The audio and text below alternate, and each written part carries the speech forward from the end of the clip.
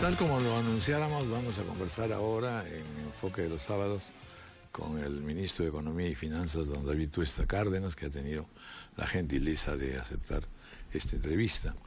A lo largo de la semana ha tenido además ocasión de estar presente en varios otros programas y efectivamente es quizá uno de los sectores que recoge muchísimas más advertencias, llamadas, preocupaciones de todo el país. El ministro de Economía y Finanzas, en las presentes condiciones además, en las presentes circunstancias, adquiere todavía mucho más fuerza y mucho más significación. Nosotros lo que vamos a procurar ahora es justamente pues descender de los altos niveles para poder conseguir conversar llana y lisamente sobre las ventajas y desventajas que tiene la situación que vive el país en este momento, pero sobre todo repercusiones inmediatas y concretas que ya se han ido señalando, pero que sobre todo pues, las veamos en un punto más pragmático, es decir, cuál es la realidad económica de los sectores sociales, cuáles son los factores que pueden contribuir a aumentar la producción y mejorar el ingreso del campesinado, qué podemos hacer con agroexportación, etcétera, etcétera. Es decir, la economía es una ciencia de alto nivel, pero al mismo tiempo tiene que ver con cada una de las personas que componen un país y en consecuencia eso, que ya no es solo la opinión pública, sino la necesidad pública, es la que de alguna manera vamos a conversar con don David Tuesta. Bienvenido, gracias por estar con nosotros. Muchísimas gracias, don Raúl. Cuénteme, bueno, tiene usted una larga actividad profesional, etcétera. ¿Se esperaba en algún momento ser ministro de Economía? Pues no, la verdad que, a ver, todo economista tiene sobre todo que ha estado trabajando en lo que ha estudiado, tiene siempre un bichito en algún momento, ¿no? Pero... Es decir, aplicar lo que sé. Exactamente, ¿no? Tengo además, digamos, a lo largo de mi carrera también me he rodeado, interactuado con varios exministros de Economía, entonces, pero no me lo esperaba realmente. Yo estaba trabajando ya desde hace 10 años, muy tranquilamente, digamos, en el sector privado, después de haber pasado por el sector estatal. Trabajé muchos años acá en SUNAT, mucha relación con el Ministerio de Economía y Finanzas, y desde allá siempre venía, digamos, Perú estaba dentro de los países que analizaba, ¿no? Y visitaba, digamos, por trabajo, o sea, mantenía una relación, pero estaba con mi vida, con mi familia. De hecho mi familia sigue allá, y mi vida cambió, vamos, en un minuto. Una llamada, vine a conversar con el presidente Vizcarra y con el premier, les expliqué... ¿Los conocía usted de antes? No, digamos, ¿Qué factores los que los determinó a ellos a buscarlo? Bueno, yo creo que recomendaciones, digamos, de personas estaban buscando un perfil particular, quizás el hecho de que hubiera estado fuera de todo este escenario un poco complicado que vivió el país, digamos, creo que contribuyó de alguna manera también a llamarme, ¿no? Un sentido más pragmático, quizá. Y también, mire, vamos a ver, hay una cantidad, yo quiero ser bastante claro y muy sincero, digamos, hay muchos economistas, muy buenos amigos, que seguramente pudieron haber estado en esta posición. Las circunstancias generaron que sea yo, en este momento, el que esté a cargo de esta cartera. Sí, soy pragmático en muchas cosas, pero tengo cuestiones muy claras también respecto a por dónde debe ir la economía. Pragmático no significa conciliar en todo. Hay posiciones en las cuales no se pueden conciliar, en las cuales se tiene que decir directamente qué es lo que se tiene que hacer. Hasta el momento el presidente y el premier están alineados con el plan económico que les presenté antes de asumir la cartera, están apoyando en la misma línea de lo que estamos diseñando ahora y esperamos que sigamos así, ¿no? Pero evidentemente, ¿no? Uno sabe que el cargo de ministro de Economía tiene que tener una renuncia permanente, entonces en el momento en que, pues, pero que diverjan esas percepciones, pues dejaré el puesto rápidamente para que otro venga, ¿no?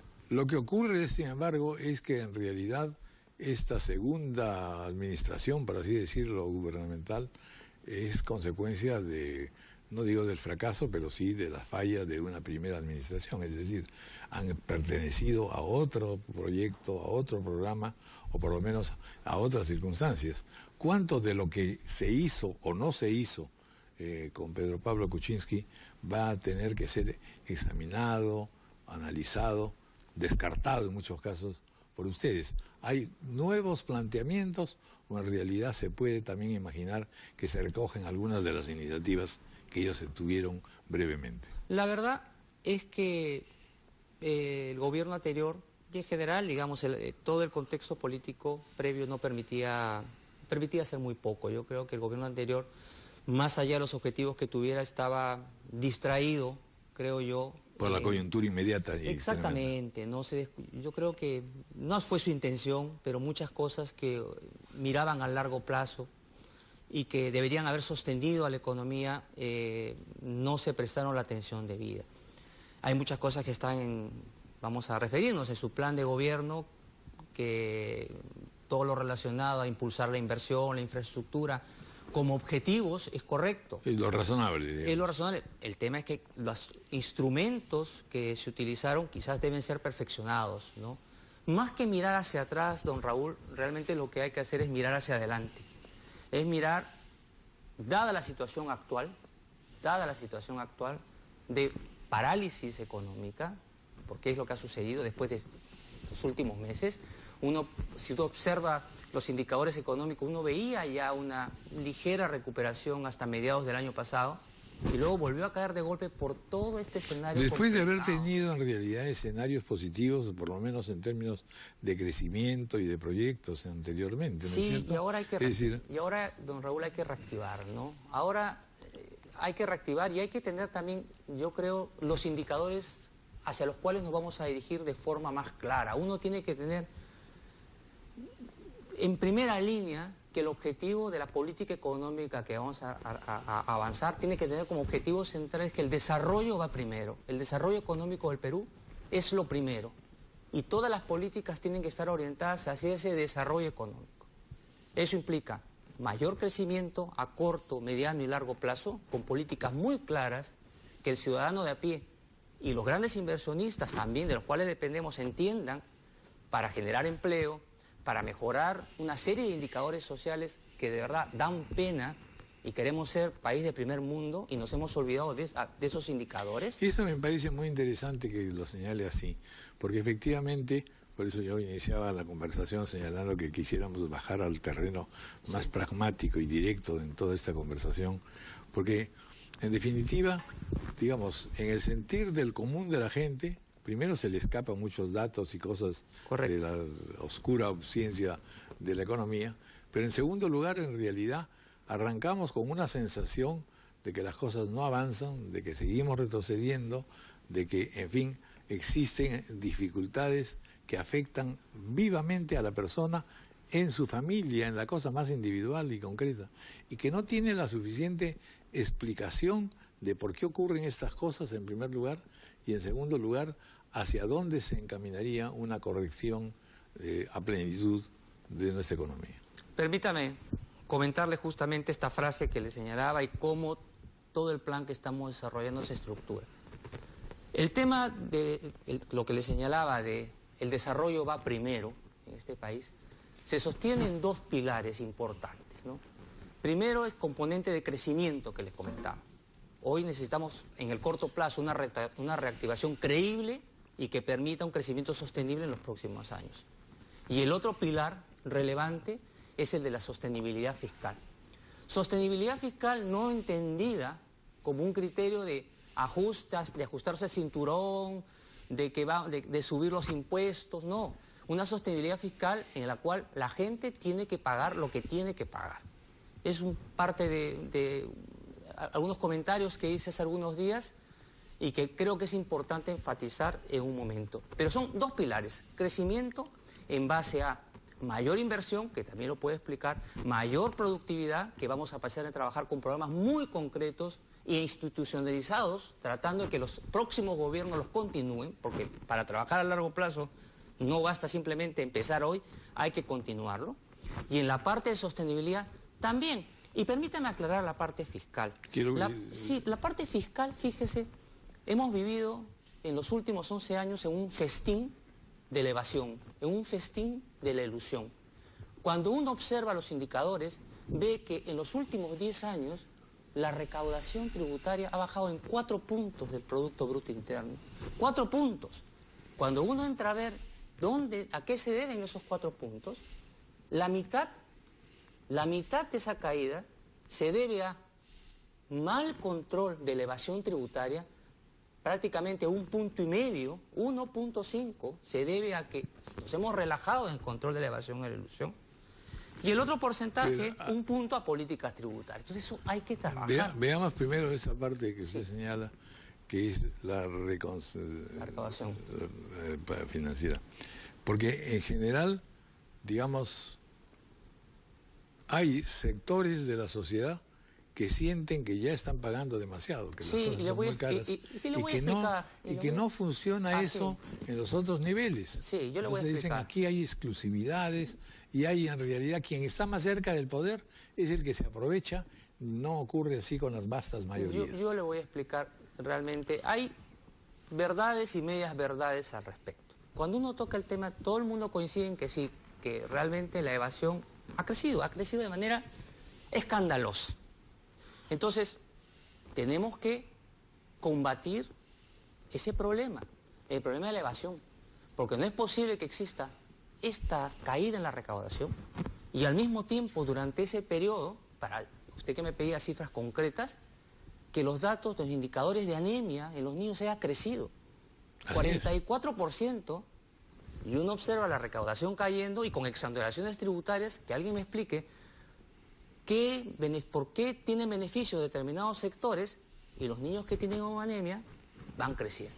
Bueno, entonces hay que atacar ese punto. Segundo lugar, permítame, don Raúl, está el tema también de la evasión que les comentaba. ¿Cómo no nos vamos a indignar, yo particularmente, cuando empiezo a trabajar con la gente de SUNAT, yo observo resultados o comportamientos escandalosos, ¿no? Gente que pasa como deducción en profesionales o en sus empresas, consumos, ¿no? Consumos de licor, consumos de cosas que no tienen que ver nada con su empresa, y están en la cola, ¿no?, de la caja de factura, y la gente normaliza, nadie dice nada. ¿Qué tiene que ver la compra de licor para pasarlo como deducciones de 4ª categoría o en sus empresas?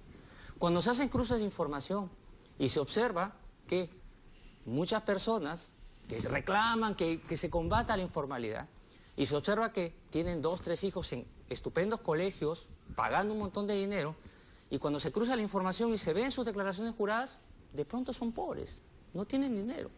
¿Qué ha pasado? ¿Tienen algún tinglado financiero que se han organizado en alguna parte del mundo? Entonces, vamos a dejarlo ahí un ratito porque tenemos el problema de las pausas.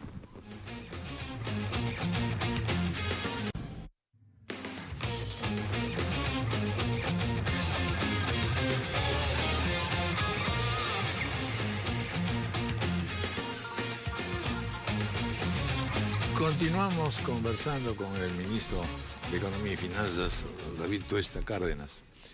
Bueno, estábamos justamente pues viendo esta necesidad de franqueza y de claridad y de que cada quien pague lo que debe pagar y aquel que no puede pagar también sea de alguna manera comprendido por el aparato estatal, ¿no es cierto?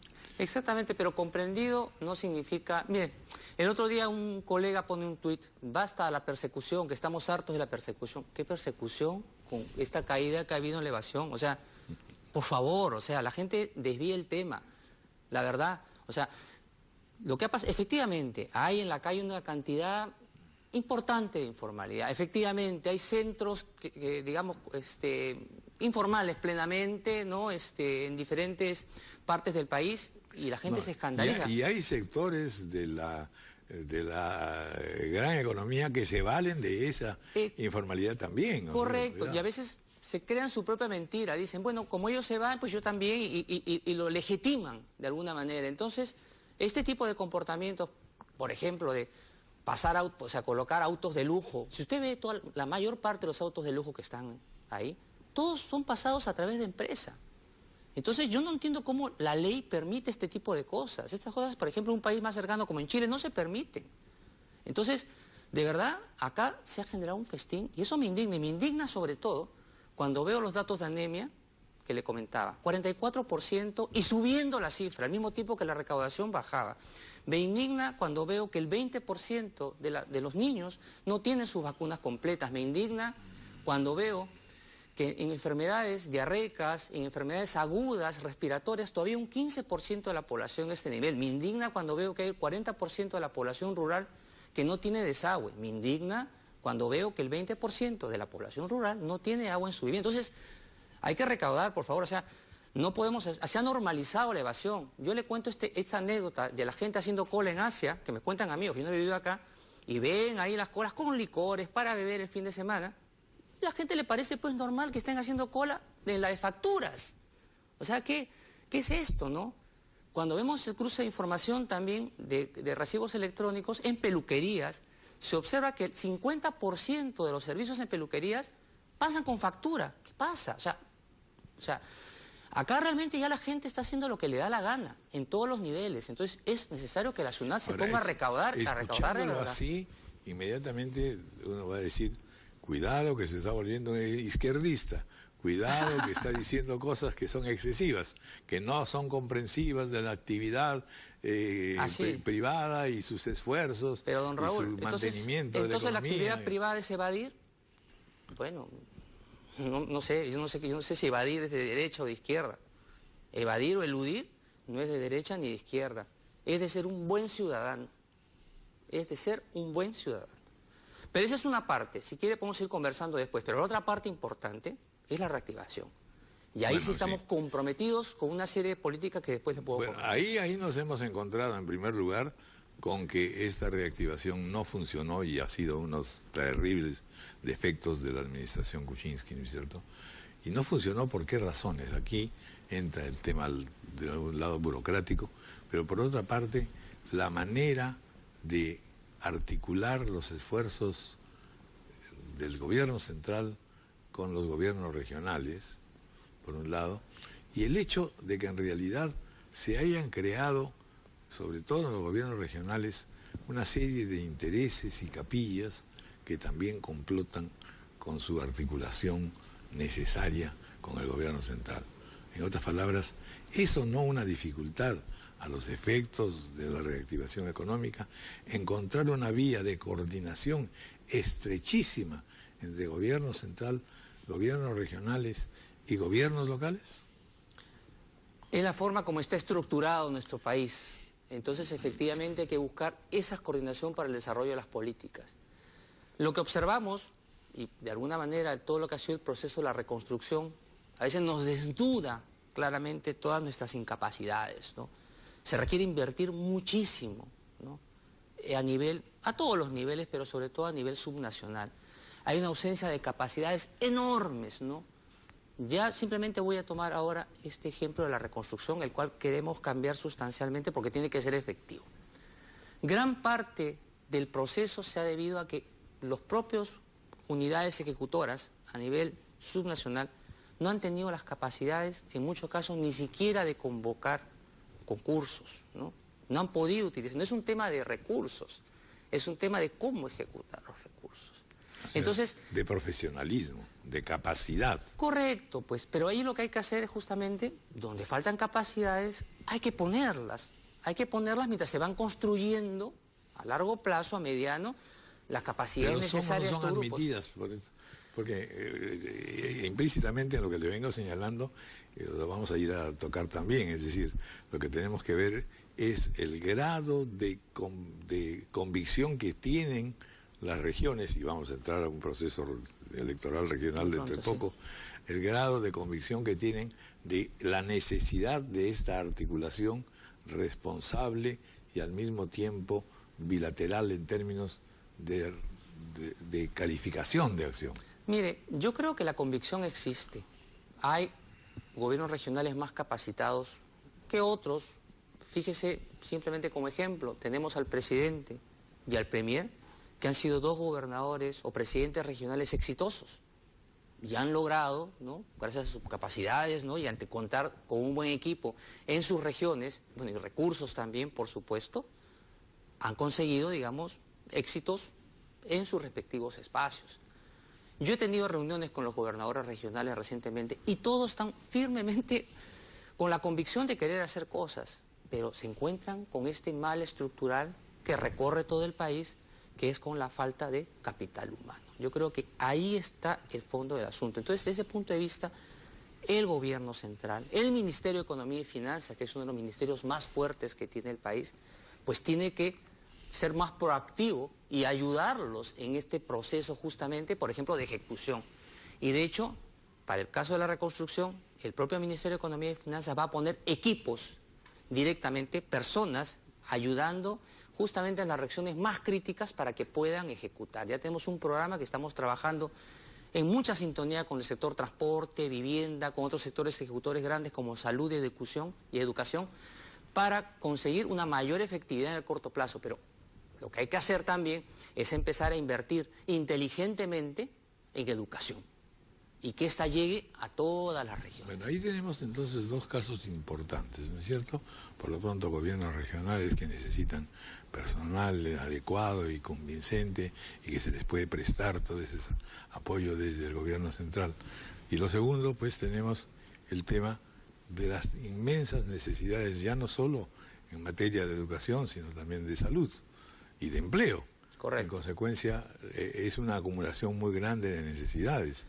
¿Cómo se puede empezar a desbrozar este tremendo problema? Y sobre todo, aquí hay la necesidad, además de un diálogo político, que es el que, de todas maneras, siempre ha faltado en el caso de educación. Siempre ha faltado, porque además ha habido ahí factores de agitación, etcétera, ¿no es cierto? Totalmente. Entonces, me gustaría que pudiéramos tocar esto, pero me dicen que tenemos que hacer una pausa, así que le dejo planteada la cuestión.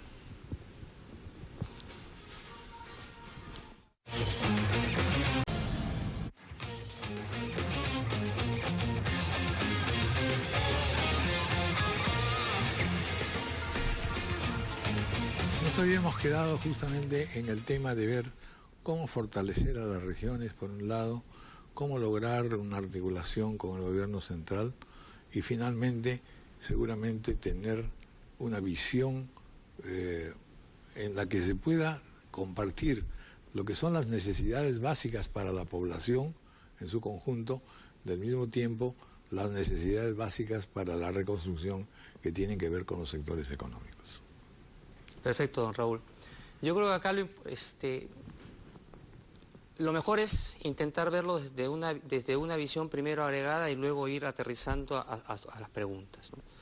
Yo le hablaba que desde el concepto de que tenemos que poner el desarrollo del Perú primero, es lo primero, va primero, ¿de acuerdo? Había un pilar fiscal que les comentaba, pero sobre todo ahora tiene que haber paralelo una política clara de crecimiento económico. Y este crecimiento económico que ayude justamente a mejorar el empleo, que eso es lo que la gente de pie ve, el empleo no se está moviendo. Tenemos que ayudar política de crecimiento que ayude esto y de manera sostenible. Y mejorar mucho los indicadores sociales que les he comentado. Tienen que estar esos indicadores junto con el PBI, tienen que estar en el tablero de control de un ministro de Economía. Salud, educación. Salud, los indicadores sociales, salud, educación, efectivamente, tienen que estar en un tablero de control de un ministro de Economía. No solamente el PBI, no solamente la sostenibilidad fiscal, no solamente las exportaciones, importaciones, cómo va el mercado de capitales, todo eso está estupendo, tiene que estar, pero tienen que estar todos esos indicadores que le he comentado. Y para ello tienen que haber políticas claras de crecimiento económico. Primero, le comentaba que estamos en una situación actual bien complicada. Si no hacemos nada, si las cosas siguen como están, este año cerramos en 3%. Muy por debajo de las previsiones. Lo que usted señalando sería una cosa deplorable. Muy por debajo de las previsiones actualmente que tiene el consenso. Entonces tenemos que reaccionar ya. Entonces gran parte del trabajo que viene ahora es cómo enfocamos este crecimiento, que avancemos en el corto plazo, pero que al mismo tiempo permite ir construyendo el mediano y largo plazo. Y acá el tema es infraestructuras, infraestructuras, infraestructuras. Tenemos que trabajar muy claro en este ámbito. Entonces, lo primero que estamos trabajando acá es un importante shock de inversión pública, ¿de acuerdo? La inversión pública es muy relevante porque también es muy complementaria a la inversión privada. genera un efecto multiplicador muy relevante. Entonces lo que estamos haciendo ahí, que lo he venido comentando en días anteriores, el Premier también lo ha venido reforzando, es el tema de reducir los gastos no críticos, ¿de acuerdo? De ahí por ahí un artículo que hablaba de reducción de empleo. Eso no ese es un recurso crítico, no estamos hablando de empleo, estamos hablando de ser más eficientes en el uso de los gastos de viajes, de cócteles, de regalos, de tarifas telefónicas. El ahorro que se va a lograr ahí es de aproximadamente 0.3, 0.5 del producto. Y ese ahorro no va a ir a reducir déficit, ese ahorro va a ir a inversión pública directa. Estamos hablando casi cerca de 0.5, incluso puede llegar hasta cerca a 1 punto del PBI por efecto multiplicador, directamente de inyección a la vena al crecimiento económico, con un impacto multiplicador en la inversión privada. Ya en los días anteriores hemos anunciado aproximadamente un efecto de 2.000 millones en inversión pública con anuncios que acaba de dar el Premier, que se lo ha dicho directamente a los gobiernos regionales, con recursos que van a ir de la mano de la culminación de obras, que es lo importante, no que inicien, sino que culminen. Hay 2.000. Hay otros 2.000 o 3.000 que van a venir directamente de este ahorro público que le estoy comentando, y probablemente vengan algunos recursos más por reasignaciones, pero van a ir directamente ahí. Y luego viene la inversión privada, que es muy importante. Y ahí tenemos que realizar políticas muy concretas que van a funcionar en el corto plazo, que tienen que ver con cómo atraer a los grandes inversionistas que ven actualmente solamente obstáculos para invertir. Y ahí estamos con un programa muy claro, muy priorizado, no a la loca yendo a todos lados, como creo que anteriores gobiernos perdieron un poco el rumbo, muy enfocado a los proyectos que tienen que salir ya. Las personas de proinversión o la gente de inversión del Ministerio de Economía y Finanzas tienen también su tablerito de control de los proyectos que no se le pueden caer y tienen que salir. Hay una reorganización profunda en proinversión, que la próxima semana la vamos a anunciar, y que va en esa línea. Ya se han estado haciendo cambios y gran parte de las inversiones grandes que han salido en minería, grandes, se han debido justamente a este trabajo. Ahora se va a ampliar y se va, digamos, las personas que conocen, las personas de pie no saben mucho qué es proinversión, pero los grandes inversionistas saben que en muchos momentos se convierte en una traba y limita estas grandes inversiones. Ahí vamos a trabajar. Y para el mediano y largo plazo estamos poniendo otra vez en la palestra a el Consejo Nacional de Competitividad. Vamos a ponerle recursos importantísimos de la mano de la Banca de Desarrollo, el BID, CAF, Banco Mundial. Están muy interesados porque dentro de todo este clima político que ha habido, silenciosamente han ido avanzando un trabajo espectacular en las mesas de competitividad que están bajo la organización del Ministerio de Economía y Finanzas, que hemos recibido felicitaciones por parte de los bancos de desarrollo, que hemos recibido felicitaciones por parte del propio sector privado que quieren su mesa. Y esta mesa ejecutiva de competitividad lo que genera es un diálogo entre el sector público y público, que a veces no se conocen entre ellos, no sabe lo que hace uno del otro, y el privado, ya ha podido generar resultados interesantes en varios sectores. En el sector forestal, por ejemplo, gracias a acuerdos de este tipo, de simplemente alinear las normativas, después de 13 años ya hay una concesión forestal con inversiones ya de 2 millones y que van a haber 300 millones comprometidos, y si la senda va como estamos observando, pierda cuidado que en el 2021 vamos a tener cifras probablemente que van a ser 5 o 10 veces más de lo que estamos viendo ahora. Sector acuícola, hemos logrado que por primera vez inviertan a China. Esta semana están ya mandando su primer envío a China gracias a que les hemos ayudado en todos los temas de sanidad. Innovación tecnológica. Tenemos programas en el mundo trabajando, digamos, que han generado en todo el tema de desarrollo de patentes. Y Perú, tranquilamente, si hace un buen programa, puede estar en el 2021 entre los primeros 5 países generadores de patentes en Latinoamérica. Hay experiencias, yo en la banca de desarrollo lo he visto de manera cercana y vamos a traer también este tipo de trabajos. Productividad laboral también está sobre la mesa. Y sí, hay varios temas que prefiero que usted me los vaya preguntando, y sobre todo pero hay un trabajo, está haciendo hay un trabajo en esa una serie de trabajos múltiples. Pero, por ejemplo, me gustaría también que nos mencione cómo va el tema de la tributación. Ya nos ha señalado todas estas inconveniencias, sí, inconductas que hay en materia de tributación, pero también aquí se necesita hacer un esfuerzo. Efectivamente, pero el gran esfuerzo don Raúl, va a estar en la parte de control de la evasión. Estamos trabajando con SUNAT, por un lado, justamente habiendo visto todos estos detalles, y más que no quiero extender su programa con todas estas casas, porque realmente me pone de muy mal humor cuando veo esta situación. Esta especie de legitimidad que tiene la gente que se llena a veces la boca diciendo, no, no me persiga. Por favor, ¿qué hacemos ahí? ¿Nos quedamos cruzados de brazos? No me persigan. Entonces, no persigan más. Es que vea usted los comentarios, ¿no? O sea, yo creo que hay que tocarse. A mí también me molesta, igual que todo el mundo, pagar impuestos y ver que otros no pagan, como cualquiera. Pero, si bien es cierto, hay que perseguir muy fuertemente a la evasión campante que hay y está a la vista en todos lados. Eso no significa que porque está ahí campante yo no haga nada con aquellos que están cometiendo delito tributario. ¿Sabe usted? Entonces, ese es un tema. La SUNAT va a anunciar pronto una estrategia con el uso que tiene, gracias a la inversión que ha realizado en todo lo que es datos, bases de datos, digamos, gracias a la transformación digital que está bien experimentando la SUNAT, y ahora sí va a cobrar.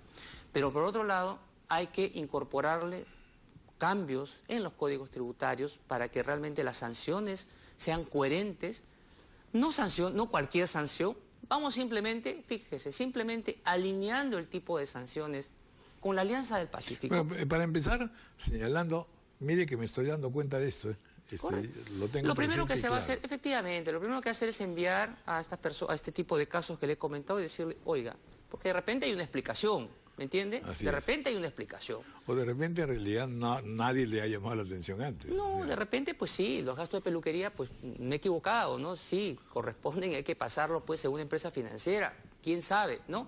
Vamos a pasar justamente sus datos y decirle, señor, acérquese, coménteme y tiene un plazo para, ¿cómo se llama?, arreglar su situación tributaria. Ese es un tema. El otro tema le comentaba yo, sanciones, que vamos alineándonos al nivel de los países de la Alianza del Pacífico, porque estamos muy rezagados. Acá realmente las sanciones en muchos casos son una risa. Y otro tema que también vamos a ver es el tema de la cobranza. Es que, mire, hasta gente del sector privado te dice, oye, ¿qué pasa con SUNAT? Tengo clientes que lo que hacen es, prefieren no pagar porque van al tribunal fiscal, después se judicializa y esto no se cobra, pero ni en 8 ni en 10 años. Entonces, ¿qué es esto? ¿No? ¿Qué sensación de riesgo es eso? Claro. Entonces vamos a hacer todo ese espacio para ello, ¿no? Entonces, ese es nuestra gran enfoque sobre la recaudación, es controlar la evasión. Vamos a hacer una pausa.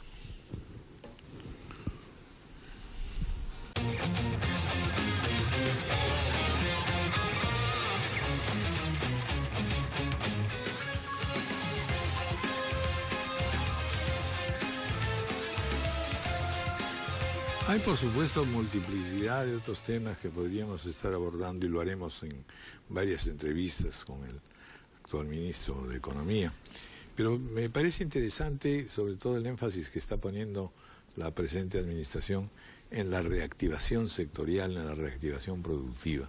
Es decir, ¿qué cosa es lo que podemos esperar que ocurra fundamentalmente en minería, en agroexportación, en fin, construcción, reactivación, etcétera? Allí no solamente existen las demandas, sino existen enormes e ingentes necesidades de inversión. ¿Cómo se está pensando, cómo se está planificando todo esto? Mire, don Raúl. Todo esto que llamamos reactivación. Sí. Efectivamente, don Raúl. Le he comentado, ¿no?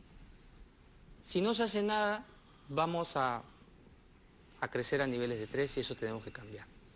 Entonces ya le comenté de alguna manera el plan de reactivación que pensamos dar el encendido de motores con un potente plan de inversión pública que ayude a la inversión privada, número 1.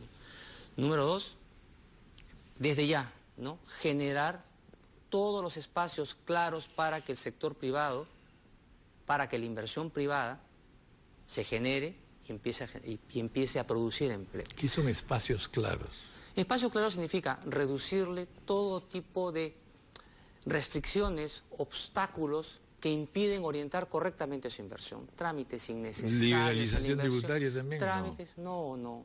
La liberalización tributaria no tiene que ver nada con suele confundirse eso como reactivación, precisamente. En mi modesta opinión, es un error. Tenemos experiencias en la agroindustria. El milagro de los arándanos no tiene que ver nada con beneficios ni exoneraciones tributarias. Es una falacia. estar hablando que con depreciación acelerada a un año vamos a convertirnos en un emporio de la inversión. Eso es falso. Eso es falso.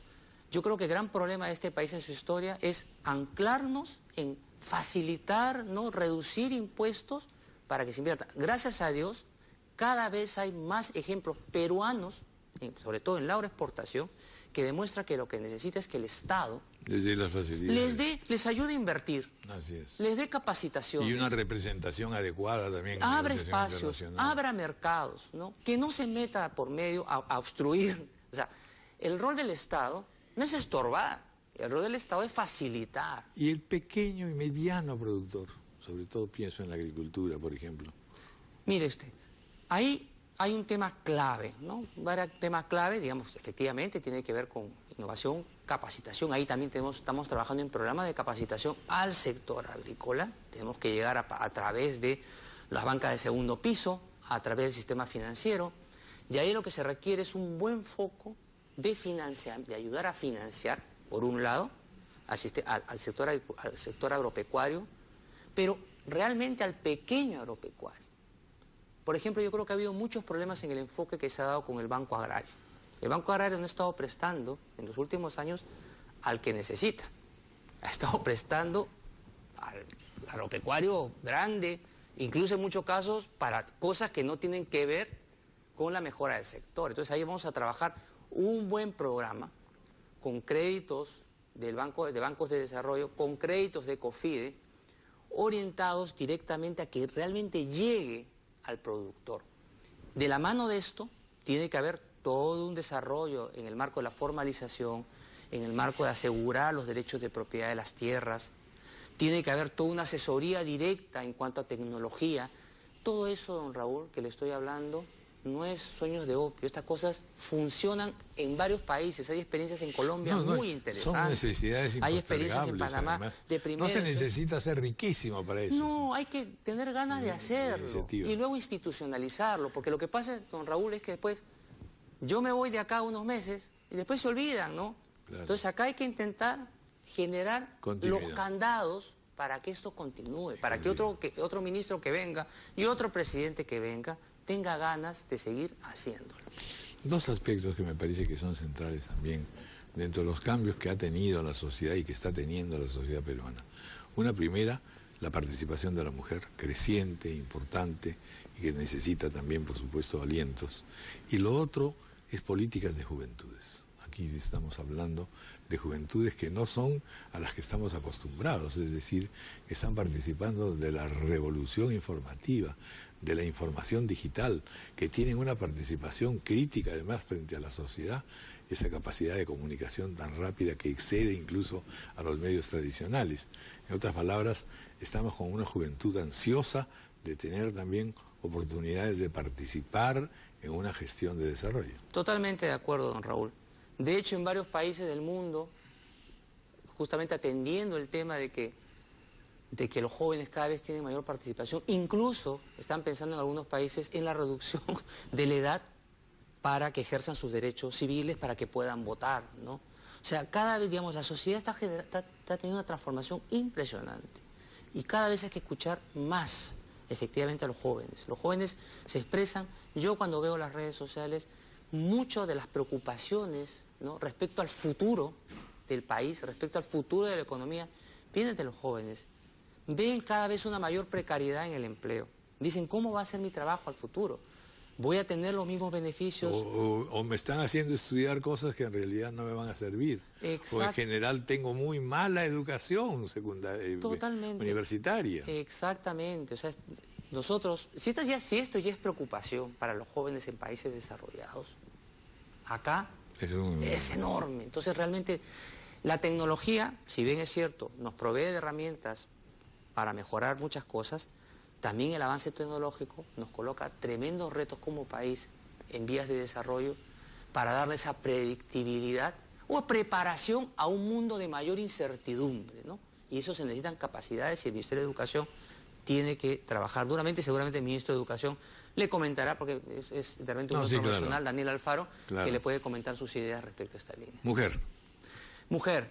La mujer, a ver, cuando hablamos de jóvenes, mujeres también es otro de los grupos, digamos que cuando uno observa diferentes indicadores económicos y sociales, presenta pues rezagos, ¿no? Respecto en términos educativos, en términos de obtención. No obstante, una creciente participación en puestos de responsabilidad. Correcto. Muy altos, ¿no? Exactamente. A ver, acá hay acciones desde el punto de vista económico, desde el punto de vista social y desde el punto de vista político, ¿no? Entonces, a ver, desde el punto de vista social y político, esto tiene su espacio.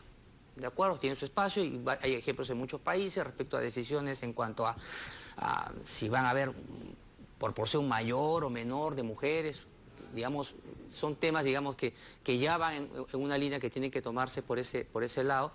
Pero yo creo que lo que una política económica lo que tiene que favorecer es la igualdad en participación y tratar de dar un espacio mayor a aquellos sectores, a aquellos grupos o colectivos de la población que están de repente con mayores problemas. Entonces hay que analizar ahí con mucho detalle de la mano de otros sectores económicos, de otros sectores del gobierno, que no necesariamente es economía, para impartir los correctivos adecuados que ayuden a disminuir estas desigualdades, ¿no? Sí, por eso yo he insistido mucho en los aspectos sociales precisamente, porque finalmente estamos normalmente acostumbrados a tecnicismos y a solamente una especialización cerrada de la economía, y lo contrario, la economía es otro de los aspectos del humanismo y del desarrollo de un país, sin duda. Totalmente, la economía es una ciencia social. De hecho, en la Facultad de Economía, donde estudio Economía, está en la Facultad de Ciencias Sociales, y siempre yo entendí la economía desde ese punto de vista. Incluso cuando he estado en el sistema financiero, haciendo trabajo de banca, nunca he perdido la visión de lo que es una ciencia social. Entonces, hay que entenderlo así. Por eso les comentaba, ¿no?, que un ministro de Economía tiene efectivamente que fijarse en los indicadores de mercado, porque es el mercado, estamos en el mercado y hay que trabajar en esa línea.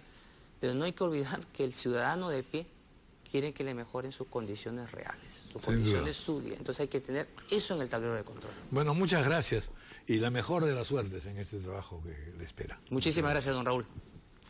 Y nos vamos. Culminamos el enfoque de los temas.